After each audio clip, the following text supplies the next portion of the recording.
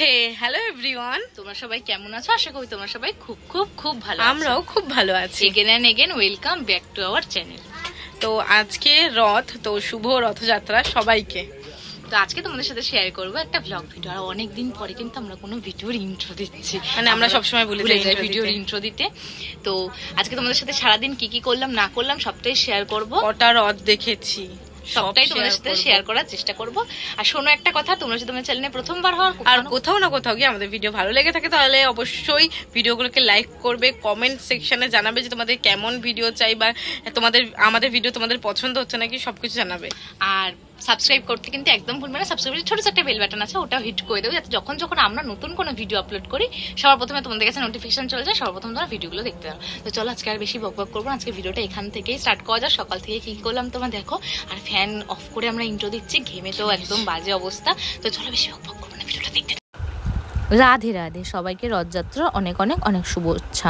তো সকালবেলায় আমরা পুজো থেকেই আমাদের রথটা শুরু করেছিলাম। আর আমাদের বাড়িতে যেহেতু গোপাল আছে, তোমাদের আগের অনেক ভিডিওতেই শেয়ার করেছি আমাদের গোপালের পুজো দেওয়া।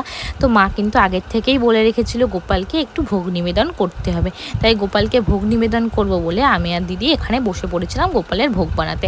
আর গোপালের ভোগের জন্য সত্যিই বেশি কিছু করে নিয়ে করেছিলাম একটু লুচি, পায়েস আর মালপোয়া। তোমরা কারা কারা গোপালকে ভোগ নিবেদন করে দিয়েছো আমাকে কিন্তু অবশ্যই কমেন্ট সেকশনে জানাবে। আর এই রথটা তোমাদের কেমন কাটলো সেটাও কিন্তু আমাকে জানাতে ভুলবে না। রথে তোমরা পাপড় আর জিলাপি খেয়েছো তো? আমার বিশ্বাস করো খাওয়া হয়নি, কারণ কিছুতেই মানে মেলায় বেরোনোই হয়নি যে আমি পাপড় আর জিলিপিটা কিনে নিয়ে আসবো। তোমাদের ওখানে রথে মেলা হয়, আমাদের এখানে কিন্তু রথে মেলা হয়। তো যেদিনকে মেলায় যাব অবশ্যই তোমাদের সাথে মেলার ভিডিও শেয়ার করবো। আর মেলা রিগার্ডিং তোমরা কীরকম ভিডিও দেখতে চাও আমাকে কিন্তু কমেন্ট সেকশনে জানাতে পারো। তারপরে আমাদের এখানে ভোগ বানানো হয়ে গেছিলো। তো দেখতে পাচ্ছ গপুদের নতুন জামা পরিয়ে সাজিয়ে গুছিয়ে একদম বসিয়ে দিয়েছিলাম। আর আমাদের গপুগুলোকে কি মিষ্টি লাগছিল না, তাই না? আর সবাই কিন্তু আজকে কমেন্ট সেকশনে রাধে রাধে লিখে যাবে। তারপরে গপুদের এখানে ভোগ নিবেদন করে দিদি আমি চলে গেছিলাম আর বাদবাকি কাজ করতে। আজকে জানো তো লাঞ্চের ক্লিপ নেওয়া হয়নি, আমাদের এমনিতেও নিরামিষ ছিল, লাঞ্চের আর কোনো ক্লিপ নেওয়া হয়নি। আর আজকে বিকালবেলা কিন্তু একটা বন্ধুদের বাড়িতে আমাদের ইনভিটেশনও ছিল, সেখানেও যেতে হতো আমাদের।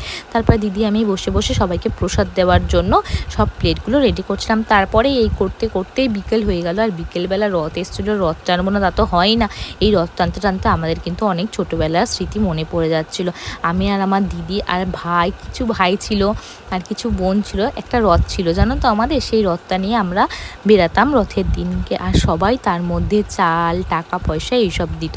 আর আমাদের মা বম্মারা সেই চাল, টাকা পয়সা দিয়ে উল্টো রথের দিনকে ভোগ নিবেদন করতো জগন্নাথ ঠাকুরকে। আমরা জানো তো রথটা খুব মজা করেই কাটাতাম। তোমাদের রথ কার কার কেমন কেটেছিল ছোটোবেলায় অবশ্যই আমাকে কিন্তু জানিও, আমার কিন্তু খুব ভালো লাগবে শুনতে। দেখো কত সুন্দর সুন্দর। আর তোমরা কে কটা রথ দেখেছো আমাকে জানিও তো। আমি তো অনেক দেখেছি জানো তো, অনেক দিন পরে দেখলাম যে আবার এত রথ বেরোচ্ছে। মাঝখানে না রথ বেরোনো একদমই অনেকটাই বন্ধ হয়ে গেছিলো। আর রাস্তায় যেতে যেতে দেখো কত সুন্দর একটা রথ দেখেছিলাম, সেটাও তোমাদের সাথে শেয়ার করলাম। এই রথটা কিন্তু আমার খুব পছন্দ হয়েছে। তোমাদের কার কীরকম লেগেছে সবাই জানো। আর এখানের গপুটাকে দেখতে পাচ্ছ কি মিষ্টি।